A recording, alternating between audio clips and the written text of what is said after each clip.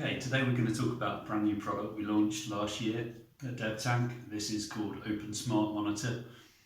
It's a wireless environmental monitoring station which can monitor an array of different parameters, and I'm going to talk about those in more detail shortly. The applications are numerous, and it's really targeted at industrial and commercial applications, smart factories, buildings, agriculture, and those kind of use cases. Anyone that wants to monitor their environmental parameters within their business may want to use this product and use the data to their advantage.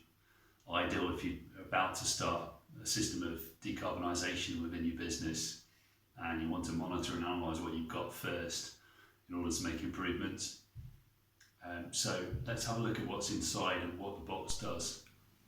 Okay, so what have we got? Right, let's take a look at the end panels first. So we have a microphone for sound level peak detection.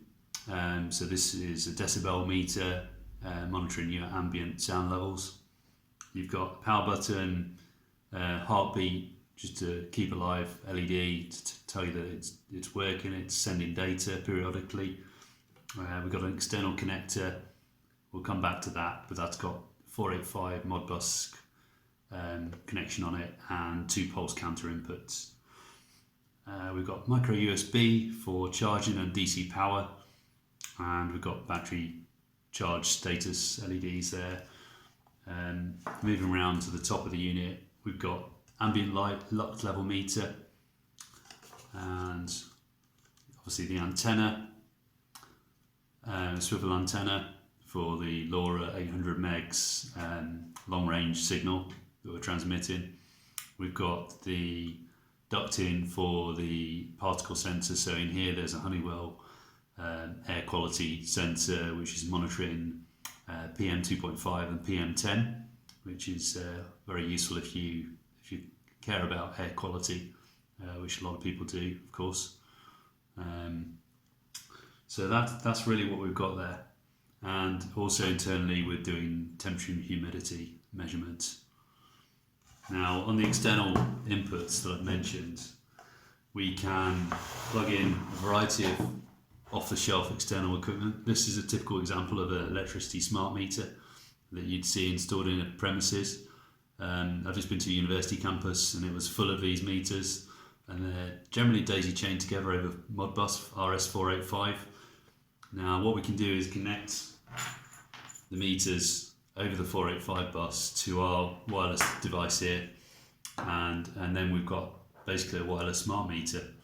And you wouldn't believe how many times we hear stories about people walking around factories and buildings manually recording electricity consumption figures on a weekly or monthly basis. You don't need to do it if you're collecting the data wirelessly. And then of course the data can be sent to a remote server, cloud-based or local in your property, and you can view the data on any tool that you want really. We use an open source platform called Grafana, which I'll do a separate video on shortly. The other thing you can do with this is you can use the pulse counter inputs for water or gas consumption. So in our property here we've got hot and cold water meter, which is just a small turbine type off-the-shelf meter. They cost about £50, and we can monitor hot and cold water consumption for the building. So that's a whistle-stop tour.